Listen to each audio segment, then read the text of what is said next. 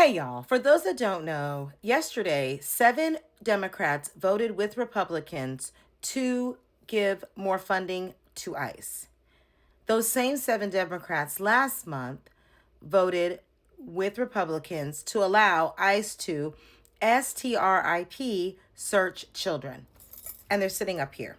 So I wanted to know, what the deal is with this, right? I wanted one for you all to see these people and know who they are.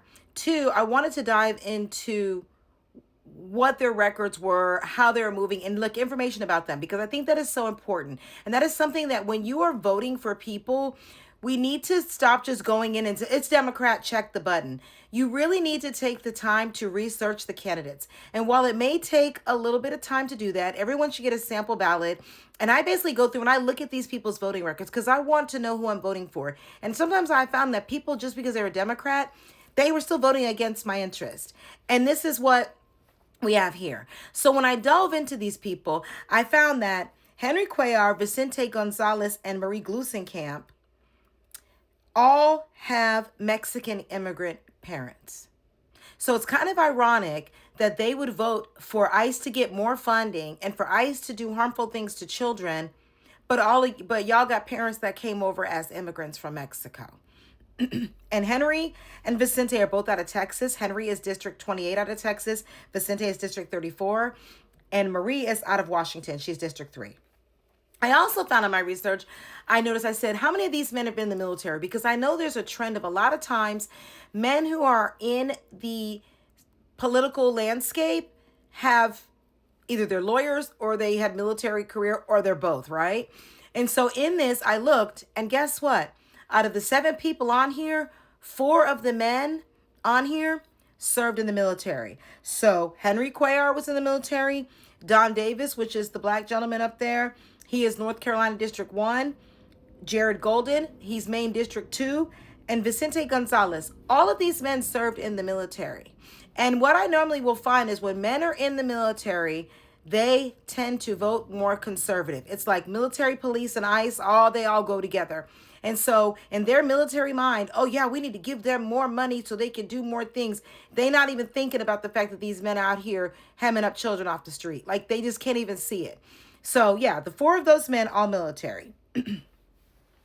Now with Laura Guillen and Tom Suzy, both of these people are out of New York. Laura is New York District 4. Tom is New York District 3.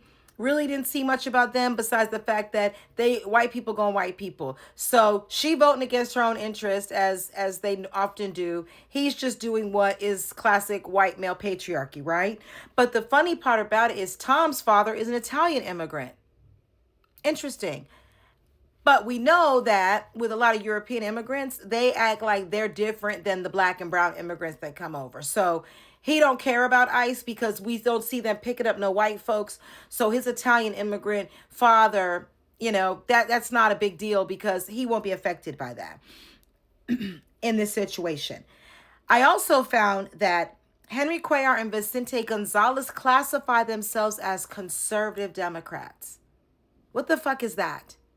To me, there's no such thing as a conservative Democrat. But when looking at their records, I found that these 2 conservative Democrats tend to vote more Republican leaning than they should and that they probably were voted in for. And so for me, when I see a conservative Democrat, what I see is a Republican who decided to run as a Democrat because they thought they could win that way. But then when they get in office, they're consistently voting Republican, a la Fetterman's ass out of Pennsylvania, who went in as a Democrat and everybody was on fire for him in Pennsylvania. They voted for him. And now his ass been over here skinning and grinning at Mar-a-Lago with Donald Trump and consistently voting with Republicans.